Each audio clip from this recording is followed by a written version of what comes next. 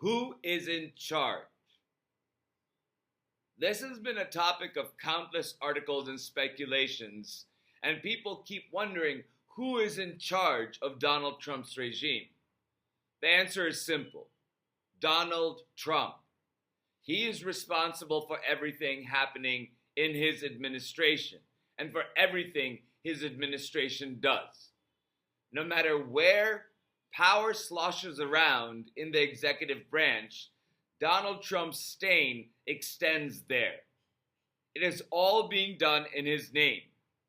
Maybe Stephen Miller is more evil than Donald. Maybe Russell Vought is more evil than Donald. And maybe they're running our domestic policy and government budget as they wish without Donald's direct involvement. They are still executing the prerogatives of the man who sits behind the Resolute desk. Donald may not know about it directly. That could be his dementia or his very real disinterest in anything other than himself.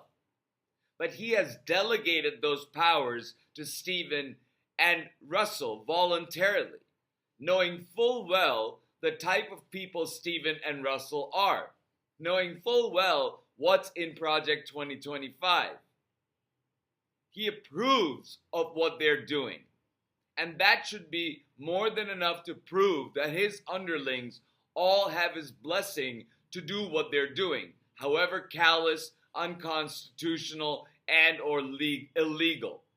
The buck stops with Donald, despite the fact that he always scapegoats and never takes responsibility for his mistakes. And in the history books, long after Donald is gone, he will be headlining committing all the atrocities unfolding around us. Stephen Miller, Russell Vought, Pete Hegseth, RFK Jr., Tulsi Gabbard, all these people will be footnotes. Small, stupid, fascist, and bigoted footnotes. But they will be footnotes. We need to focus on what the regime is doing. And I'm sure that historians are keeping a track of where the power is sloshing around as a matter of history, as a matter of understanding how this administration is running. But I consider this administration to be a fascist regime. And it works as a whole with loyalty to just one person, Donald Trump. So if they are doing it in Donald Trump's name and Donald Trump doesn't want to stop them, but instead goes and praises them, like praising Mike Johnson for what he has done by, being heartless about the SNAP program during the shutdown, and being essentially heartless about caring about the American people and their needs, and then, proudly touting what Russell Vought has done. When you have the president making those comments, that shows you that Donald Trump very much knows what is going on. And if anybody is to be held accountable, it should be Donald first. He may have immunity for his core official duties, but he doesn't have immunity for bribes. He doesn't have immunity from doing things that he has no official capacity of doing. And the people who are working for him, they may have some residual immunity because they are following his orders. But if it is proven in court that they were not following his direct orders, which Donald Trump would throw them under the bus in a heartbeat, that they were working on their own and they were not following the president's orders, then they don't have immunity. They need to realize that.